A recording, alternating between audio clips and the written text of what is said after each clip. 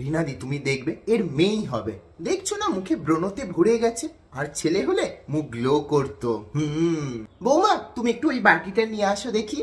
দেখেছো কেমন করে হাঁটছে, এরকম এরকম এরকম। মেয়ে হবে তো। আর ছেলে হলে পেটটা বের করে এরকম এরকম এরকম করে হাঁটতো। এই তুমি দাঁড়াও তো, তুমি কিছু জানো না। দেখো রিনাদি, পেট যদি গোল হয় দেখবে মেয়ে হবে, আর পেট যদি একটু ডিমের মতন হয় দেখবে ছেলে হবে। ডাক্তারও না দেখে বলতে পারে না, আমি দেখে বলে দেবো এর ছেলে হবে না মেয়ে হবে। হ্যাঁ, এটা ঠিক বলেছো, আমি এটাও লক্ষ্য করেছি।